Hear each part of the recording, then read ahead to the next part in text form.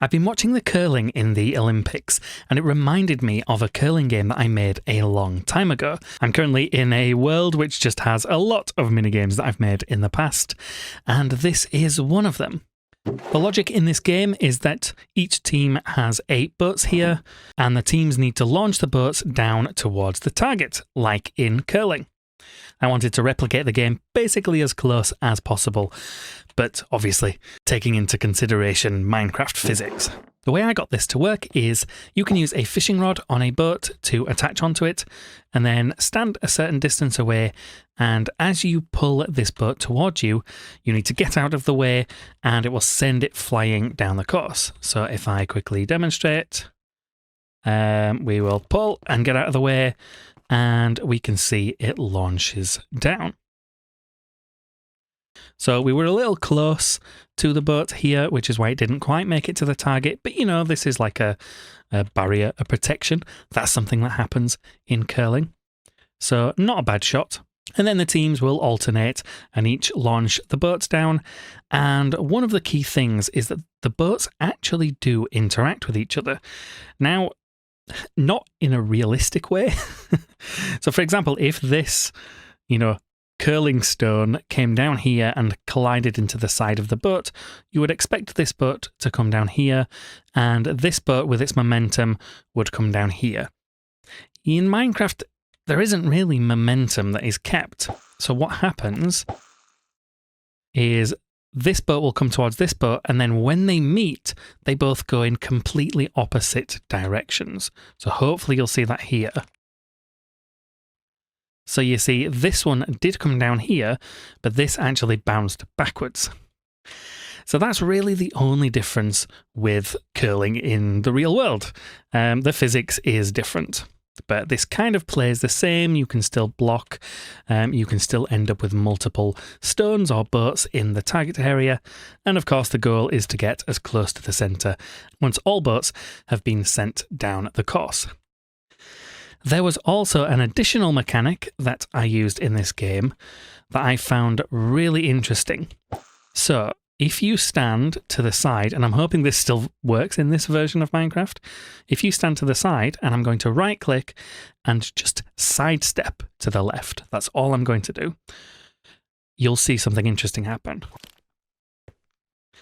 So you see, it bounced off me and then actually started going towards the centre. So this was a way I could get a mechanic to get you to kind of not just bowl straight down the centre, right? Arguably, it's easier to do that and it's easier to aim that way, but this was a fun mechanic to kind of introduce some curling and make it curling, pun not intended, and give you a way to kind of bend around some of the protector boats. So if there was one here, you could maybe stand all the way to the left-hand side here and maybe sneak it in down this way. However, the problems with this game, the mechanic is difficult to learn. So I was really proud of this and I really enjoyed the game, but it didn't really get played very much on Zcraft that season. And I think the main reason for that is that both mechanics, the sidestepping and the, having to do this and dodge out of the way, otherwise you'll bump into it, that's just awkward, right? It's quite a tricky mechanic. So what I want to do now is I want to make an improved version of this game that uses some different and more modern mechanics. The most important one being the wind charge. I think there's some fun things that we can do with wind charges to make it feel a little bit more interactive and give you a little bit more control as you're playing the game. Now, one thing that I want to test is, would this game work if the player is sending wind charges from above? And I did test this a little bit earlier. There's 2 problems. Firstly, because I'm in creative mode, if I hit the boat, it explodes, which is not ideal. So I do kind of need to test it in survival mode. And my second thought is, if you're looking down and throwing, you'll see here the effect that I'm talking about, how you can kind of guide the boat. I'm trying really hard not to hit it. But But if you're going to be... Oh, I've broken it again. But if you're up here and you're looking over the side of something, because you need to be stood on something, if you're looking over the side of something, it's going to be very easy to fall off and fall down. So my first, like, real proper thought on this is that I think it would work best with the player on the ground. So you will launch it in some way and then be able to follow it to a point and then put it towards the target. So to just test this, let's go in survival mode. And in this mode you can... Oh. Okay, a bit too close to the boat. That's actually something to consider. Let's put the boat here and stand back here. So you can hit the boat and it does launch it. It kind of bounces it a little bit as well. And you see, we are able to add to its momentum a little bit. And then, you know, we send it over here. So what I like about that is that you do get to control it quite a bit better. You can think, you know, maybe the first launch is considered to be the thrower in curling. I don't know what... that went completely sideways. So really what I'm wanting to test here is how the momentum is like maintained by the boat. Because in my mind, you should be able to make the boat go faster and faster by using the wind charges. And then there's a point where you have to stop, and then it gets launched towards the ice. But I did have to hit that like 6 times, and it didn't seem to get that much faster.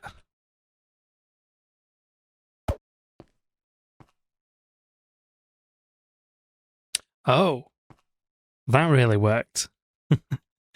So, interestingly, Knockback 2 on a boat on ice seems to really impact things. Like, that goes quite far. And that, like, as a player, that is a much easier to understand mechanic compared to the fishing rod.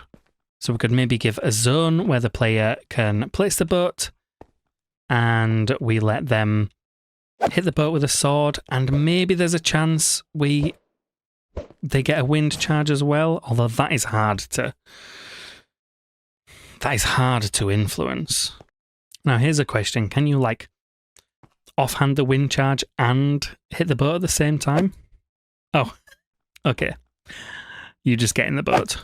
There must be a timing to this where you can hit the boat and then hit the ground. Again, I'm probably overcomplicating the mechanic. Like, did that help at all? And then if we go over here and we just hit it with the sword, that feels very similar. Yeah, both of those have basically ended in the same spot. That's maybe a tiny bit forward. I do really want to include the wind charges.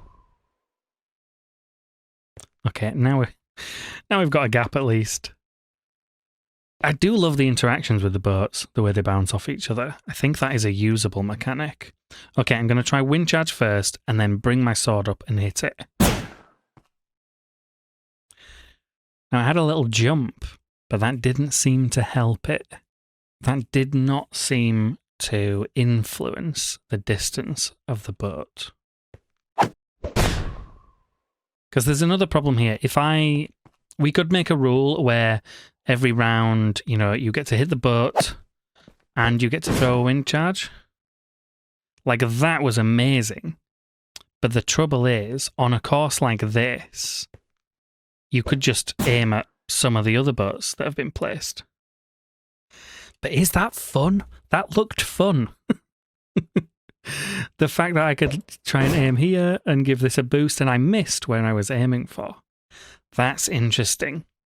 It feels like we're moving further away from like exactly how curling works, but if we can get a fun game out of it, I'm more than happy. My concern, like let's say, you know, the red team is in a really good spot here. My concern is that you can just like easily disrupt. Although these are hard to aim. Oh, I'm in creative, so it just destroyed it. Interesting. So we could have a zone like this. The player gets to place the boat anywhere in the zone. I wonder if sprinting changes the knockback. We'll have to do some testing a bit. They get to... Maybe we'll give them a knockback 1 sword as well, just to mix things up a little bit. But they'll use the sword. That doesn't use durability. That is good news. And then they get to also create a bit of chaos with a wind charge. I like that in concept. I don't know how fun it would be to play, and we don't necessarily need this size of an arena. I probably want people to be able to land on the target spot whilst aiming from here with the knockback. So let's do some tests. So we've got knockback 1, we've got knockback 2, and then I can try sprinting and see if that impacts it. So this is just pure knockback 1. Good if you want to block the front. Again, I don't think the course will necessarily be this long. Let me just make sure they don't collide. We've got knockback 2, which is excellent. I really like how that works. And then let's sprint and knockback 1. Did that impact it all? It did! It did. It works like armor stands. Oh, this is brilliant. So now, if we sprint and knock back 2, that goes all the way down here and past the target. So the way that I would probably want to set this up, I mean, this is what? 1, 2, 3, 4, 5, 6, 7, 8, 9, 10, 11 blocks past the target. But that was from basically the front here. Technically, if I give a range like that, you could do a sprint from here to try and land on the target. But then obviously somebody can come in later with a better hit and disrupt. Honestly, that works so much better than I expected. I don't think I need the wind charges, which is a shame because somebody gave me loads on Zcraft because I said I needed them for a game. But yeah, I really like this, and I feel like the size of this is not actually too bad. I feel like we might benefit from an actually like a bigger range here. My thinking with that is I want the player to, not only is the player having to aim, and not only is the player having to sprint and attack in a very specific direction, so there's some mechanical, skill involved, but also I want there to be some decision making. So there's knowledge of the game as well. As you play, you'll realize where a knockback 1 and where a knockback 2 goes, and you will place in this area accordingly. So maybe you want to do a knockback 2 to land just in front of this. You're going to go as far back as possible, but still do the sprint. But if you want to block the front like here, you will go right to the front and use a knockback 2 without the sprint, right? It gives you that kind of, that choice and that decision making. And I think there's going to be enough randomness and chaos of the way that the boats interact with each other. This is going to work well. I'm quite optimistic about this as a game. So I think the distance here is probably almost perfect. I think this range needs to be larger. I think we need to take a step back here and allow for a bigger run up. And I think from what I remember last time, I think there was a problem where, the boats that are kind of out of the game at the back still ended up interacting with the game. Like there, you see, I bounced off one that was basically in the gutter, and suddenly I'm in the middle of the target. Right? So either we extend this further back, this way, or we actually have a gutter. Maybe back here it drops down one, and that way the boats are not going to interact. You can actually knock a boat out of the course. I think the width is good. I think, if you've got a boat here and then you end up sending one, in fact, it'll be the same team. You end up sending one down this way. You can then bounce that back into the ring. And I think that works. So I like the width. need to extend that side, need to extend that side, and build it in survival. One slight added complication, I just tested this with the blue ice here, and this was without sprinting. So if you remember, this was the Knockback 2 test, and this was the Knockback 1 whilst sprinting test. This was just Knockback 2, but along this blue ice line. So we could potentially have blue ice maybe like a chevron, like 2 lines leading to the target here on either side. And that way, if players want a faster route in, they have that option as well. Even if it's just like some blobs here and there, I think that would still have a little bit of impact. There's a few things to think about. I'll consider this when I'm building it, but my instinct is that it would add a little something to the game. So the game is now complete in survival. Here I am in the studio. I will commentate these test games. Now, this first test game is me against myself. We can see here the first shot is a decent sprinting Knockback 2 shot. Very decent, in fact. That has placed the boat basically right on the centre of the target. Now, remember, each team gets 8 boats, so there will be a lot of changing and effects and interactions as the game goes on. Pink plays a very safe defensive shot there, and the red team here follows it up with a similar shot just a little bit further down the lane. We'll see if these shots come into play later on. Now, Pink has used the blue ice path for a Knockback 2 shot, and as you can see there, it covers a lot more distance going over that blue ice and made it to the target. Red now hammers this boat down the side, but unfortunately interacts with their own boat. They put that there as a defense earlier and then hit it, so that did not work out for them. Pink here launches a Knockback 2 sprinting hit towards the centre circle, and that is a phenomenal shot. Manages to avoid the interaction with the red boat there and basically lands right in the centre. So red needs to cause some chaos here, launches an attack. Down here, interact with the pink boat, and that does actually send the pink boat out of the target. Red is in a really good position here now after that.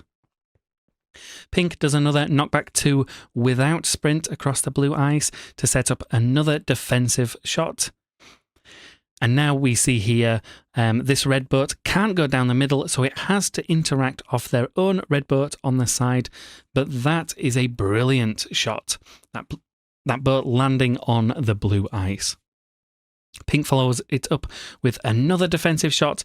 They're really keen to get this front of the target protected. And is there going to be an interaction here? They are getting very close. There is an interaction, and that gives it a little bit of a push. Pushes again, heading towards that other red boat. That has caused a lot of chaos. So how does red follow this up? Well, it sends a Knockback 2 towards the centre of the target. There was a sprint in there as well, which means it reached the target and lands in that blue ice circle. That is a great shot. Pink again goes down the blue ice line. They are so keen to get these defensive shots in play. They interacted with their own boat. Not sure that was intentional, but that does put a pink boat in the centre of the lane, which means red cannot go down the centre. They've had to go to the side a little bit. But they are getting boats in the target. They now have 4 boats touching the target as opposed to the pink 1, but the pink is still closest to the centre. Now here we see another defensive shot from pink. They do not want red to be able to get towards that target. I wonder if this will work for them in the end. So red, with their last boat, they send a powerful strike down here, hitting into that pink boat. Will it interact with the other one? It does. That is a phenomenal shot, knocking those 2 pink boats a little bit further out, which means the red boat is now the closest to the centre. With 1 shot left, can pink do anything to rectify this? Can they interact with these boats enough to get pink closest? Those 2 red boats interact with each other and push each other away from the centre, which does actually mean that just in the slightest, that pink boat on the right is closest to the centre. So pink gets 1 point. Now I'm joined here by two friends on the server, Daisy and Conifer. They are going to play each other in this game, and they've never used this mechanic before. So here we see Conifer try out the Knockback 1 sword. Doesn't go very far down the lane. And Daisy tries a Knockback 2. And as you can see, this goes much further than the first shot by Conifer. But again, they're just kind of setting up these defensive boats in front of the target. Conifer then tries a Knockback 2. Again, similar effect, although they are protecting more of the front of the target. And here we see Daisy try the Knockback 1. This could come into play. You know, I'm keen to see how people use these more defensive shots. Are there common angles that they want to block? And here Conifer tries to knock the red boat forwards. But as we can see, that defensive shot from Daisy blocked that boat, which sends the red boat to the left. And that was a good defense by Pink. So Daisy then sends another Knockback 2 towards this boat. I would like to see some sprinting moves here, but is there going to be an interaction here? There is. Doesn't really impact those two boats much, though. They are both still in good defensive positions. Now Conifer finally sends a sprinting Knockback 2, but unfortunately hits his own boat, which bounces back. It still knocks a Pink defensive boat out of the way, so that's not the worst shot in the world. And Daisy follows this up with another defensive Knockback 2 shot. So nothing in the target at the moment, but we can see they are starting to learn the mechanics and get better at this as the game goes on. Now with a big run up here, Conifer launches this red boat into the pink boat, but unfortunately that actually knocks the pink boat towards the target, which means we finally have a boat on the target and Pink is currently going to get 1 point. Now Daisy follows this up with a sprinting Knockback 2 effect straight down the middle. Now there's no defensive boats there, which puts that boat at the back of the target. Pink now has 2 on the board. Can Conifer reply? He sends something down the blue ice towards his own boats. This is going to cause some interactions. Now, there are 2 boats down the left-hand side that he could interact with later on, but I'm not sure the effectiveness of that play. Now, Daisy sends a boat down the centre toward that red boat. Are we going to see an interaction here? I'm not sure it's going to reach.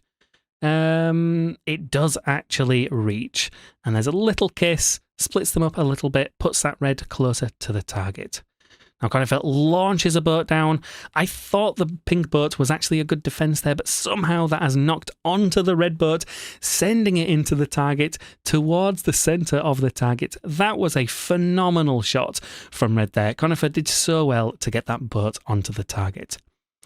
Now, Daisy's penultimate shot here just sends an attack towards that red boat in the centre. They are really picking up the mechanics of this game now, and that sends the red boat a little bit further away than the pink boat, so that was a very good shot. This is Conifer's last shot here. A big run-up, a big attack. Can they interact with these boats enough to send them out of the target? I think that's going to push that boat a little bit further out, but Pink still has the closest boat here, so Pink would be getting 1 point. Now, can Daisy do anything to get more than 1 point? She sends the boat towards her one that is now on the edge. Is this going to interact enough? It is. What a brilliant shot. That puts that pink boat on the blue ice, which means that's now the closest one, and Daisy's second boat there is still closer than the red boat, so Daisy gets 2 points from this round. That was lovely to see. I'm so glad these guys tried out the game. It was so good getting to see people actually learn the mechanics from the very beginning. So now that you've seen this game get played, hopefully you can see why I was excited about this.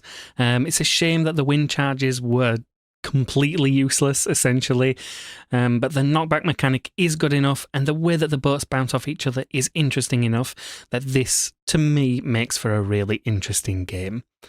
I really enjoyed playing against myself. It was a good test of the mechanics, and having Conifer and Daisy come along and play was brilliant because I could see somebody learn the game from the very beginning, get used to the mechanics, and the ending of that game was fantastic. They both played really well, and it was really cool to see how close it got at the end. So thanks to both of them for giving this a test run. So this channel is all about minigames. So if you enjoy these types of videos, please do subscribe and let me know the types of things you'd like to see. Thanks very much for watching.